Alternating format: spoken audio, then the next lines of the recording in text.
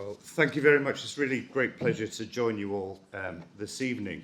I'm not going to do what Elton John did, which was open his folder and realise his speech was about 49,000 pages long.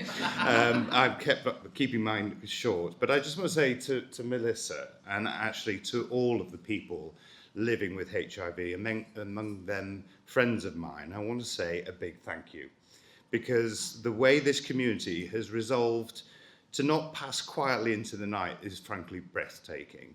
The way this community has said, I want better for everyone who comes after me, is inspiring. And the way that the community has taught the NHS compassion and changed the patient-clinician dynamic is something else. You know what? Sometimes the patient does know best.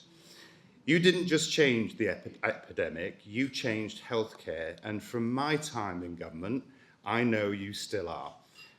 To the Terrence Higgins Trust, thank you for your leadership, the services and your campaigns. Your stewardship of HIV Prevention England is second to none.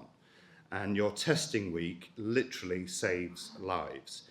Your services are relied on by so many, and your advocacy literally changes lives. So thank you for telling the government I was a part of where we were going wrong, loud enough for us to hear, but shouting even louder when we finally got things right.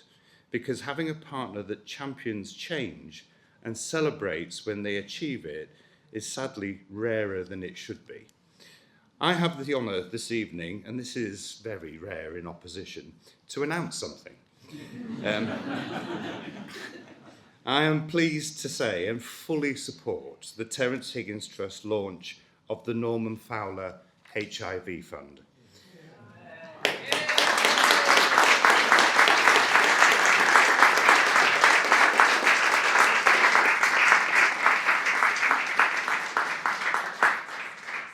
This appeal is seeking to raise the resources to finish the job that Lord Fowler started all those years ago and seek to end HIV-related stigma.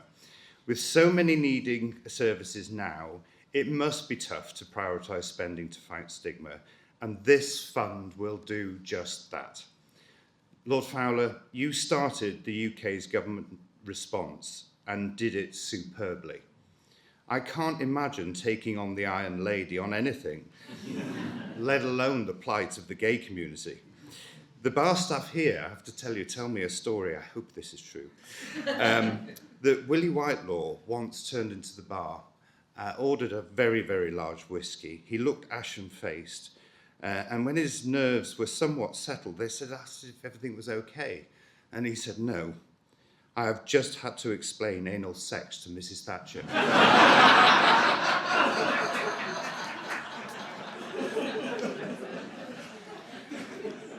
But Norman, you put HIV on the television and through people's doors, and you did save lives. Education was our only tool then, and you deployed it. And thank the Lord, things have changed soon after. And we thank you for your service.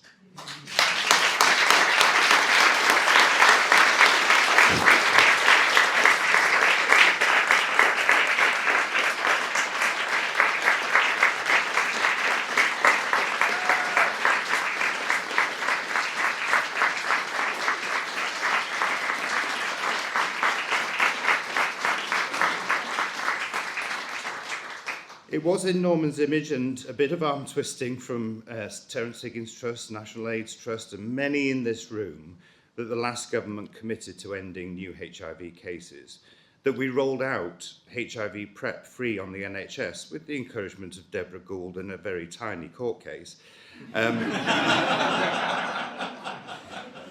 Allowing for at-home HIV testing, made HIV clinics open access for all, sponsored the HIV Commission, wrote an HIV action plan, trialled 16 A&E with opt-out testing and expanded it to 81, and really welcomed the news today, Wes, thank you.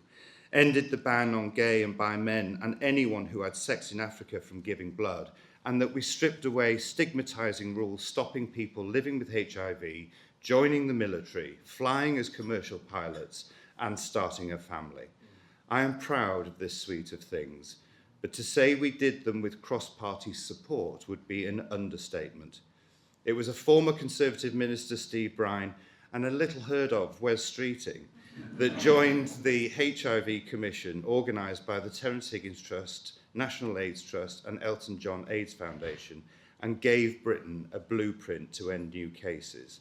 And this is the spirit in which I want to approach this next phase. We will push you, Wes, as you would expect, just as you rightly pushed us, but we will not let politics divide us on this goal, and certainly welcome your announcements today, because the goal to be the first country to end HIV cases is not a Conservative goal, or a Labour goal, or a Green goal. It is not a political goal. It is a British dream. So let's do it together.